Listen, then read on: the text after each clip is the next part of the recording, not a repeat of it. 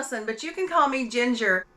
My husband and I travel full-time in our Grand Design Momentum fifth wheel, and we love life on the road. However, to enjoy life better on the road, it's time to get healthy. I lost 65 pounds a few years ago, but then life happened, 2020 happened, and I've gained almost all of those pounds back. I've been on the ketogenic diet again now for 5 weeks, so stay to the end to see my weight loss results and an update on how it's going. But first, I'm going to show you the best fajitas ever, and they're keto. Also, I'm going to give you some tips on intermittent fasting. When I was doing the ketogenic diet before, I discovered intermittent fasting through Dr. Ken Berry and Dr. Jason Fung. In fact, I highly recommend a book called The Complete Guide to Intermittent Fasting by Jason Fung and Jimmy Moore. I have the Audible version, and I sit and listen to it from time to time just to refresh my thoughts on fasting. This book not only talks about intermittent fasting, but long-term fasting and a few other varieties of fasting. So what is intermittent fasting? Basically, it's cycling between periods of eating and fasting. Whenever you're not eating, you are fasting. Fasting allows the body to use stored energy. When you're eating several times a day, instead of intermittent fasting, your body has to burn up all that food. When you switch to intermittent fasting, it tells your body to go into a state of autophagy. Another word, big word, right? Let me tell you what that means. So what is autophagy? Auto means to eat, and phagy means self. So basically, autophagy is to eat yourself, oneself.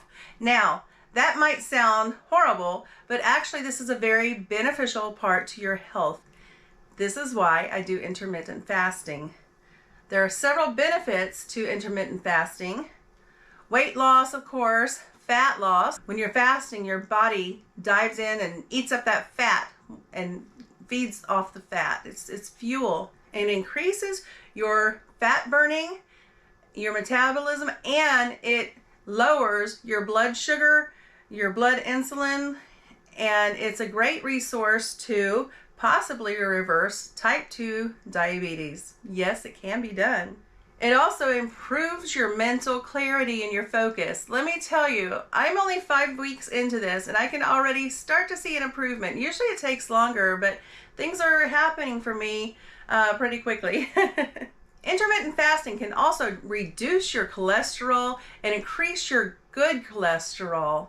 Another big reason why I love intermittent fasting is it breaks down that inflammation. When your body is burning that fat, it is also burning the cells that are breaking down, the older cells. It helps to break them down and flush them out. This results in better skin. In fact, a lot of people, when they're doing heavy meat keto or carnivore and intermittent fasting, they find that they don't even sunburn anymore. They find moles going away, skin tags going away. I did have my skin tags go away when I did keto before, and I didn't sunburn, and my skin felt softer, smoother, less, I don't get acne much, but less blemishes. So how often should you eat or not eat?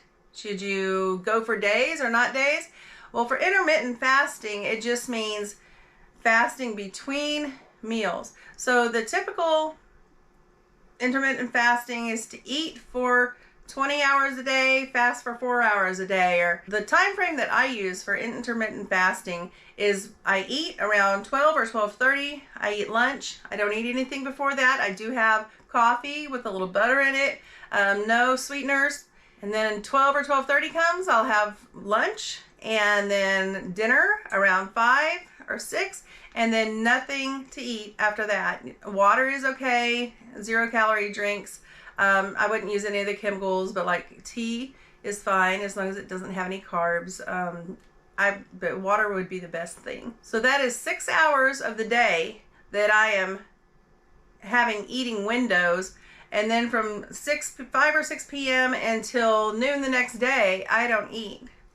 I spend 18 hours a day, usually, fasting, our intermittent fasting.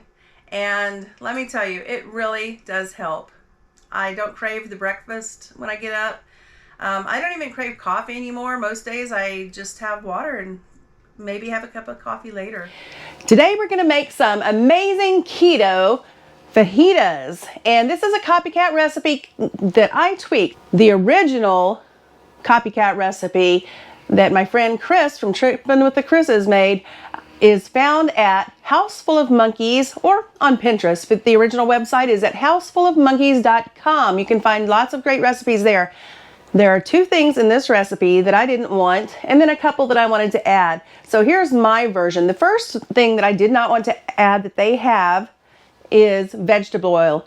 Let me tell you how to get healthy. Step number 1, go to your pantry, take the vegetable oil out, walk over to your garbage can, throw it away, and get you some olive oil, coconut oil, beef tallow, bacon grease. Just don't use vegetable oil. Dr. Ken Berry has a video on why you should never use vegetable or canola oil. Another thing that's in their recipe is Goya adobo. Now, I couldn't find this at the store, so I looked up the ingredients and I saw that I wouldn't want it anyhow because it's got some additives. So it's basically a mixture of garlic, oregano, and turmeric. So I'm just gonna tweak it to add my own of those. So we're gonna get started here. The original copycat recipe from Houseful of Monkeys calls for skirt steak only. She says don't use flank steak, use skirt steak. It works the best for this recipe. This recipe calls for 1.5 pounds of skirt steak. Before you put in the skirt steak, you're gonna want to mix your marinade. It calls for 3 cloves of garlic, minced, and I've already done that, so we didn't have to do it on camera, so just let me add these 3 cloves of garlic. I should have just pressed it right into here because I'm not gonna get that yummy garlic juice. Maybe I'll lick the bowl later. The next thing it calls for is 1/3 cup oil. Remember, toss out that vegetable oil or canola oil. Use a healthy oil. We're going to use 1/3 cup of the oil. This is a 2-cup measure, so it might not really look like I'm doing 1/3 of the cup, but I am. There you go. That's exactly 1/3 cup.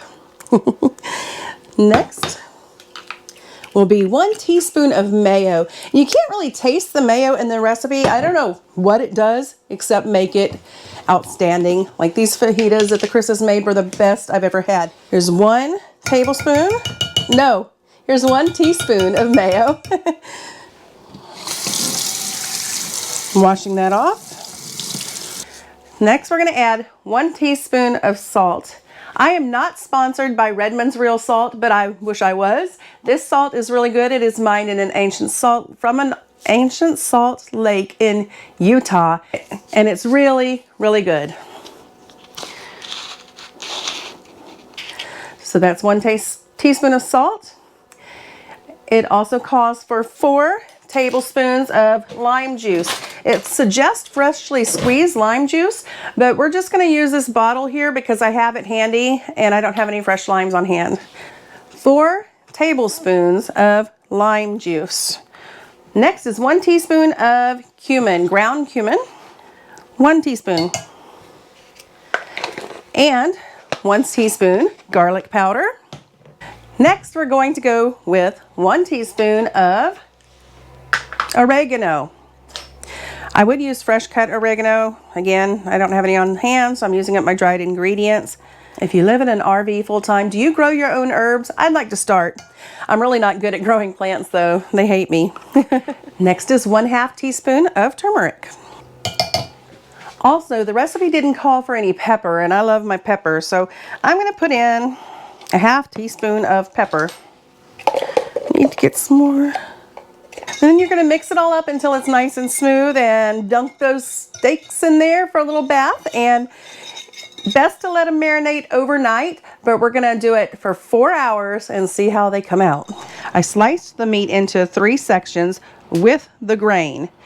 And next I'm going to slice into smaller sections against the grain. And this will result in more tender beef.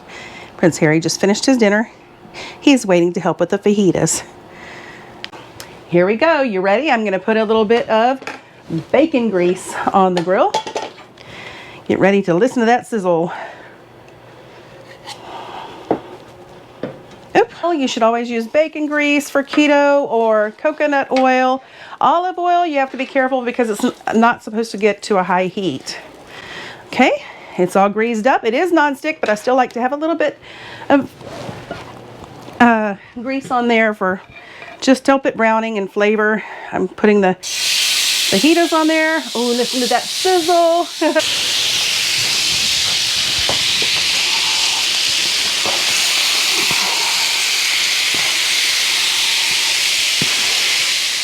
Now we're just going to let these sizzle for a little bit, and then we'll add the vegetables. Here come the veggies, the bell peppers, onions, and green onions.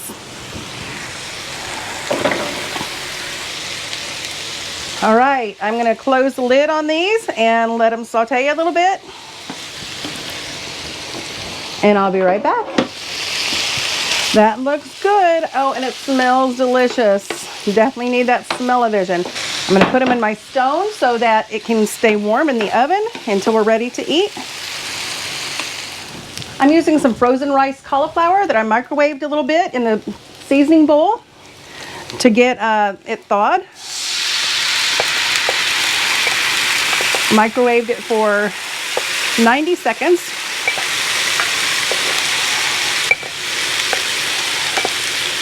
And it's already seasoned with what was left of the marinade in the bowl. But I'm going to add some Goya sofrito. Normally I would just chop up some peppers and or these peppers and onions and tomato, but I'm just going to use a quick little dash of this. This is 0 carbs, but there are some additives like cornstarch that are not keto. But this little bit, and with it being 0 carb, shouldn't be a problem. And this cauliflower rice won't take long at all. Redmond's Real Salt is my salt of choice, not sponsored, but we can work something out.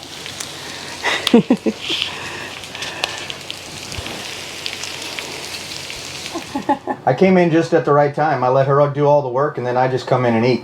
Oh, but there's dishes. I'm busy. Let's give it a try. I'm going to find the tiny piece so I can chew it quickly. Mm-hmm. Well, what did you think? The flavor was really good, but I'm not a big fajita fan because the meat is just too tough for me. This is a little better, and like I said, the flavor is very good. So I'll just have to deal with picking it out of my teeth, I guess. One thing that would have made it more tender, I did use the recipe. I forgot to use the meat mallet to tenderize it, and there's this really cool tenderizer that I want to get. So I think that convinced me to get that. So now, a little bite of the collar ice. Make sure it's not too hot for you. Tasty. That's tasty too. Now for the update. It's been 2 weeks since I've put out a video. Last weekend we went to San Antonio to celebrate our anniversary, and I was planning to stay on track with keto. I didn't, y'all. Next time, right? So I did have not a lot of bad stuff. I was very careful what I had, no bread. And I did have, though, I mean, we're in San Antonio. I had to have some good Mexican food, so I did have some corn tortillas and some mole sauce, which has chocolate and sugar. It's so good. But after the weekend, I got right back on track, and I'm happy to tell you that I'm just over 5 weeks into the ketogenic diet, which isn't a diet for me. I plan to keep this up, and I have lost 19.1 pounds. I was really hoping that scale would hit the 20 mark, but my couple of setbacks that I had probably slowed it down a little bit, but I'm really happy with that. 19 pounds in 5 weeks. That's awesome. How's your week going? Have you set those goals? If you're trying to do the ketogenic diet or any other weight loss program or plan, Let me know what you're doing, how it's going for you, and if there's any way I can help. Once again, I'm not selling anything. I'm just doing this YouTube video to help keep me motivated and accountable. So if you see me out there on the street with something carby, tell me no, no, no, or even knock it out of my hand. Thank you so much for joining me. Thank you for your support. I really appreciate that. I'll see you next time on RV Keto with Ginger. Remember, toss out that vegetable or canola oil. Canola oil? This is hilarious. Now I can't find anything to stab the flippin' lime juice with, so we're gonna use a pecan picker, a nut picker. You ever use a nut picker to open your limes? If you're not picking your nuts, it's a good use.